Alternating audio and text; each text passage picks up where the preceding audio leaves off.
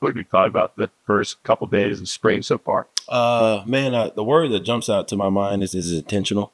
I think we have a very intentional group from top to bottom. It's probably the fastest I've been around a team that's bought into the culture. Obviously, there are things that a lot of guys don't know, but I mean, you can tell them in a calm manner one time, and you instantly feel it fixed. And so that intentionality, I think, is going to allow us to speed things up, allow us to play with a lot more confidence and a lot sooner. So for the first couple of days, man, I've been fired up about the guys. I have. It's just the look in their eyes, the way they practice. They want to be coached. They want to be good. Like it's just there's a lot there that I'm excited to see. Talking about being fired up, I can see it in your eye with the ownership that you Sure. Yeah. have. How has the adjustment been for you? Man, it's been awesome. One of the things that's been really cool. I mean, even when Coach Simons was here, he gave me, a lot of voice. He leaned on me. I leaned on him. I learned a lot from him. So it's kind of been, in the making, right? Kind of preparing myself for the opportunity when it came, and just really thankful for him because of that, because of that time spent. It's been a smooth transition. I was just trying to put my imprint and our imprint, me and myself and Coach Hunley on this defense and what we want it to look like for the guys. But it's been a very smooth transition, and again, because they're so intentional, it's just like I mean, I don't have to go too hard, to get the guys to do it, and that certainly makes the job a lot easier. Looking at the linebackers, Yeah, like the leaders, sure, sure. you talk about that group, please. Yeah, man. First and foremost, just proud of the growth and maturity. Not a lot of times in college football do you have guys come up through your program. We talk about the experienced guys who are playing. They're guys that have been here, since I've been here with me, which is really cool to see year to year the growth and maturity. And then those guys are not now at the front of the room. I love Kobe, I love Ahmad to death, and I'll always miss them. But those guys laid a foundation for what you're seeing now. We saw the group take huge steps last year and show up and make plays, big time ways. So obviously growing that, this next year, really excited to see. They're natural leaders now. Last year they were trying to figure out. Kilgore was stepping into a leadership role and trying to become the guy for us. Brandon Booker was fighting for time and trying to figure out, trying to become a player, and Miyazono as well. So all of those guys last year they got a taste, and now they have such a laser focus. It is really impressive to see them in practice, how they set the tone, how they make us run on the field, how they lead all the group text messages, how they practice. Like they just again they've done a good job, and I think as the leaders of the defense, I think their intentionality rubs off on a lot of people because they've been here, they've known the defense, they played, they've made plays, but those guys again they set the tone just because of how they're wired. So as with those guys as your leaders, it's kind of hard for the rest of the group not to fall in line. When you look at having all of that experience back, I mean, how do you keep that sort of moving forward and trying to get better? Yeah. You have to develop the group, like No, I mean that is the blessing for those guys. And again, it's really cool. That's why like when you have guys that come and grow in your program, you're able to kind of build that foundation for them, right? So since they were freshmen, I've been on them, like riding them, pushing them, demanding of them. So like right now, they don't know how to practice or do things any other way. When they were young and I didn't see them in the building for extra meetings or around, I was like, hey, you got any questions? I haven't seen you. And like now, I walk in my office and Kilgore's just sitting in the chair watching tape. It's just like, oh, hey, can I use my chair? He's like, I'll be done in a minute, coach.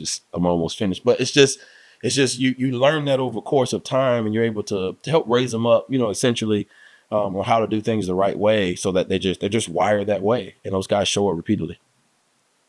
with the rest of the defensive Cowboy early takeaways on the front four and the back end. I think we're a lot deeper up front, which is really good. I mean, this was a couple of days. Haven't seen a ton. First day kind of in some pads, so I haven't watched the tape yet. So we'll watch that. But I do think we're longer. I think we're more athletic as a defense, and I think we're deeper. I think the safety room is growing very fast. Because that's probably where we have the least amount of experience. I think the corners are taking another step. Again, we thought that we had good ability there last year, but the experience part was just kind of we had to take some growing pains, early in the year especially. But as you look at how we played towards the end, that's the experience for those guys kind of stepping up and kicking in. So I feel like we're growing again at a very rapid rate. Inside D tackle wise, CD has been very impressive to me over the first couple days. Malcolm's been very impressive, and the edge pieces. You just see so many different bodies out there. It's like, okay, well that looks good, that looks good, that looks good. So it's exciting to see. And then you roll the young guys that are here, you roll them in. They flashed a couple times, so you see their ability. Again, it's coming together well. We got a lot of stuff we got to improve, through 2 days, but the intention is there. And I think if we continue to have that and foster that and grow that, we'll see continued growth. Saw Jonathan Jefferson back out. Man, so happy to see my man Uno. How's his impression? Well, it's been really cool. Uno's always been one of those guys that just always has done his job.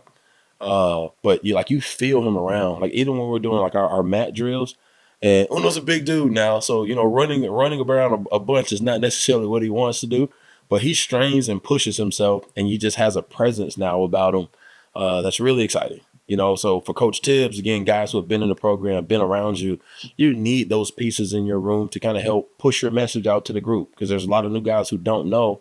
And sometimes that communication between coach and players is not always clear, but player to player, they know how to say it to each other. So having a couple pieces that are there in the room that can, hey, that's not the way we do things. Hey, what coach really means by that is this. Hey, he's mad today, so make sure you sit up. Like those little things, right? Having guys like Uno back and guys who have been here and they know what it's like when we were successful and the things that we've done well here, that's how you build that culture and keep it. Is there anything that they think is splendid early on?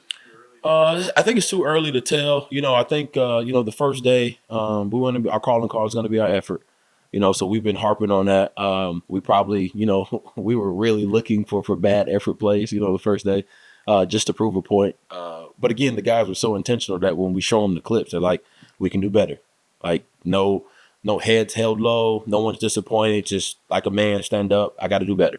And I think once again, that's what makes me think about that intentionality from day one to day two. The things that we emphasize. There's a couple times on the sideline, I thought the guys were just kind of surviving. They're just waiting for my turn to go out in the field. But if we want to be a team when good things happen, we got to celebrate. So we challenged them there. Look at practice today. I mean, if it's a 1 yard loss or a 0 yard gain, the whole freaking defensive sideline is almost on the field yelling, going crazy. So it's just trying to build our culture. It's hard to do. You got to go through all these practices for things to happen so you can point them out so the guys can see. So the early to tell part is true, but just want to keep building our effort and intentionality. we all look how things have ever December would from a calling card staple. Let's keep that wood. Yeah, for first and foremost, like I want every single coach to see us to be like, man, these guys play hard. I don't care who they put out there. These guys hunt. These guys play hard. They're physical. They're aggressive. And then we want to, stop the run and stop the pass. That equals good defense. You got to set goals and put it out there. We got to execute at a high level. But I think when they turn the tape on, the first thing that they got to say is these guys play hard. And then I want them to notice how well we execute in addition to just guys playing hard. And I think if we do those things, because look on defense, it's reaction on that side of the ball. Things are going to happen. But 10-yard gains can't be 25 or 30-yard gains, right? We got to be able to have effort, get to the ball and tackle so that when the things happen, like we stop them there, make them drive the length of the field repeatedly. And then with our execution, we should be able to capitalize when they make a mistake. Here's some frustrations in the Bassett game last year. Sure. Some of it does. Yeah. I think it's just if you take the tape from earlier in the year, for sure, I think a lot of what happened was there. But there was a point in the season where we were playing really, really good football. I think it was just trying to grow those guys. And I think we had to build them back up and give them some confidence.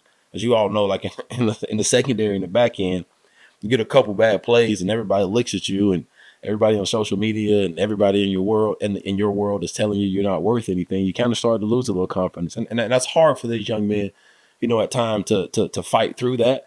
But that is the reality of the business that we're in, right? We are all underperformers. We are all under eyes. But I think more than anything, we want to do a good job of building them back up, right? Trying to make sure that they understand why the things happen, how we can do it better. And then situationally, just being a smarter player to help myself. And that happens through growth, right? You look at any young player through college football, it's always the beginning of the season is rough. About halfway through, they start to get it, and at the end of the season, they're usually playing pretty good ball. And I think they ended the right way. So now they have that. I want to get back now. I want to put it together for the whole season. And now it's our job as coaches to make sure we instill confidence in them and teach them how to do things better. And then now they start seeing the results, and then you build them back up. Now they're built strong so that when things do happen, they know how to bounce back because they've already been through that, right? So they're not going to like tank anymore because it's like, I know how to shake that off. I know how to bounce back. How's the start of spring ball been for you? It's been good. Just getting back out there feels amazing. The environment's amazing, and just putting the pads back on with everybody and hitting, being physical with everybody. It's amazing. Early mornings, I missed it. Looking at your group and what you guys are bringing back, what about both between the three of you guys for sure is have you seen the approach of your decision result? I mean, the approach stays the same. Eat or be eaten type of mentality, but the best thing now is that we all have very much experience under our belt, and so we can pop at ideas off of each other and still be able to execute at a very high level. We're trying new things within the scheme. What do you feel like your game's taking biggest steps just in the early going to spring ball? Where do you feel you're strong at? I feel better as a whole. Like just having my game just be strong as a whole. I feel like there's really no weak side to it. The body's as healthy as it can be right now, and I feel really good about my game. With working with Coach Besser, what's that been like? I know we talked to his Cal, I know you run it back a little bit, but what are the differences that you notice with his teaching styles, and kind of what's that like working with him on a day-to-day basis? Yes, sir. It's different just because it's a different voice, a different person, but he still expects the same thing, expects the little details to be excellent, and it still expects us to execute at a very high level every single play and still bring the energy every single play. The standard doesn't change and hasn't changed just because of a new position coach. What's your personal on-season goals for this right now? 7 year last year. Yes, sir. My main biggest one is like no regret. It's kind of my theme for myself, no regret. And going into my last year, so everything I do, like on a day-to-day basis, every night, every morning, is approach it like it's my last day, right? Approach it like I'm not going to have a day like the Lord's going to take me off the earth tomorrow type of deal, because I don't, truthfully, you never know. But just like a no regret and leave no doubt every day off the field and on the field, and just find a way to get better. Spring ball going so far for you. Spring ball's going pretty good. Defense, we locked in on all cylinders. We look way better today. Yesterday had a couple explosives. Wasn't all the way tuned in, but I feel like today was a much better day, effort wise and like play call wise and knowledge. Well, yeah, you're not your junior year now, running it up last month, certainly a leader. How is your approach changing? Um, I would say my approach just being more like outspoken, like how do I put this? Just being there more and being like more social and approachable for the team, so my teammates know like I'm not just a hole or somebody that's just gonna always get on them, but somebody that can bring them up even when they're down. Where did you focus your efforts in the winter workouts as far as better? My focus was like getting my weight up and maintaining it, and like it's fully establishing myself as a leader, because I know as a young buck I was growing into that leadership role, but now it's been placed upon me and I've earned the right. So now it's time to go really like show why I earned it. Shine around what Gildor, maybe the guys y'all have around you. What is the vibe like? This between y'all are always kind of in the game. All of y'all made huge plays against the times last year. Just how do y'all bounce off each other? Um, we just like go out there and have fun. Like we support each other the same way, no matter if we on the field or off the field. Because at the end of the day, we all trying to win. We all want to see our brother win, and we all want to see each other perform good. Because at the end of the day, we all trying to get to the league. So I say that's how we balance it. With from the play calling be different this year? Or kind of adjustment, or how have you feel? Well, it was kind of a shocker to me at first. It's kind of like big bro leaving the room. But we took it and we ran with it. We adjusting to Messer. Everything has been going like pretty good. Just got some little things to clean up here and there. But as far as play calling, like it doesn't change anything for us. It feels the same. Maybe like little tweaks and calls that we do here and there, but everything still kind of feels the same from when Simon's left.